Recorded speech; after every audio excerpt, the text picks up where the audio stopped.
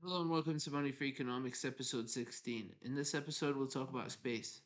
If you want to get in touch, my email is in the top left corner of the screen.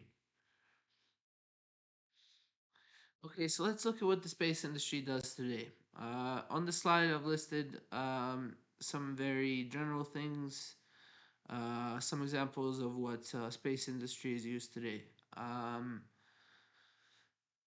So space industry, what it does, it basically just brings humans and machines and robots into orbit by rockets, and we have some very important things that we need space systems for. One of those is satellite communications. So if you're out of reach of a telecommunications mast, you can use satellites to connect from one part of the world to another. Space has also been used to explore other planets and the moon, and it is demonstrated that we can bring humans and robots into space. So, some of the main things we can talk about space are rockets. Most astronauts and machines that we send into space are strapped onto these rockets, and then the rockets bring the cargo up into Earth orbit, and then the cargo itself can do what it does. So either that's a human pod, or cargo, or a drone, or things like that. Space missions, uh, they constantly gather statistics, and one of the things that the space industry is most interested in right now is how do we improve the survival of humans in vacuum, also on other planets. Some countries that have a space program or want to build a space program, they might not be able to have these massive pads from which to launch rockets. So obviously you can share those launch pads with other countries who do have them, like America, Russia, and maybe a few more. So one of the first things about space to do with money for economics. So we can look at building a space program, and one of those things is to make a national space center. So this space center is going to lead the national space effort. It's going to take care of design, assembly, testing, collection of statistics, analysis of statistics, and recommended changes. So it's going to design, assemble, test machines that go into space. It should have an industry for assembling rockets and other machines. It would be staffed obviously by engineers, designers, scientists, chemists, biologists, physicists, things like that. It can also allow students on university degrees to work, or maybe even to have these inbuilt boarding schools for high school students, so that these kids, if they're really interested in space things, they can be in the space center, live in, work, and study in the space center. Obviously, high school students, they're very young, so their ability to retain information that they learn is that they become really valuable if you let them um,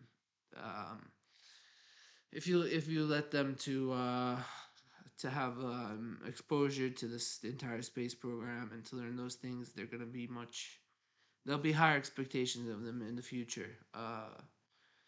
That's one big thing to consider. Um, I think where this entire space is going is going to be in the future, and it is today. So, or in fact, what the National Space Center should do is to develop philosophy and science primarily to inhabit other planets. Obviously, supplies for this entire operation to construct machines, rockets, things like that. There's going to be a lot of supplies that need to go there, and I think the government should be able to have some sort of legal supply priority to prioritize the space center. Space warfare. I think space warfare. Um, it was it's kind of gotten old now. Maybe it was the thing in the Cold War to destroy enemy satellites, to prevent the enemy from looking at your country, from taking satellite images. Back in the day, I heard about these treaties for demilitarization of space, but that was quite a long time ago. So I don't remember it, but if you want to search these international treaties, I would just say search for space demilitarization treaties or something like that. In my opinion, I think space information should, or space thing, the space sector should focus on human medicine in space, and obviously establishing other colonies. Not necessarily those two would be my preferred parts, much more preferred than space warfare. So I'm a big fan of science fiction, and I'll just list these few things to do with futurism and the space sector. So one big thing is that you might overlook that in sci-fi worlds, a lot of planets they have intact atmospheres, but we know that there aren't many. We haven't found many planets with theoretically intact atmospheres. So if there's no intact atmosphere, then obviously the other choice is to build these camps. But camps are vulnerable to sandstorms. They can get hit by storms with the rocks, and all of those tents that are on the surface are gonna get punctured, and the vacuum is gonna go in, and everyone's gonna die. So the alternative to that is to make underground bases or silos, inhabitable silos, on other planets, also probably on the moon as well. Um, Faster than light travel, for spacecraft, that's always been a big sci-fi thing. So what that allows is to get realistically from just far, far, far away planets. That allows you to get there in several days or weeks instead of basically if you're traveling at the speed of light, you'll get there. Let's say it's 40 light years, you're gonna need to be traveling 40 years still to get there. So faster than light is a great, great concept. Just have to remember that it's not at the speed of light; it's faster than the speed of light. Today's rockets are propelled by various special fuels. They probably will be deemed inefficient in the future. So what can replace that is to have nuclear power plants on board spacecraft. Asteroid mining robots, those are already have been looked at by many countries, many corporations to see if there's profit in that. There probably is, but I think those plans haven't gone really anywhere due to the feasibility of probably due to the unfeasibility of sending all those drones and robots for mining into space. Obviously, in the far future, you have some sci-fi worlds where the technology is so good that you can have vast fleets of ships, spaceships, vast human armies.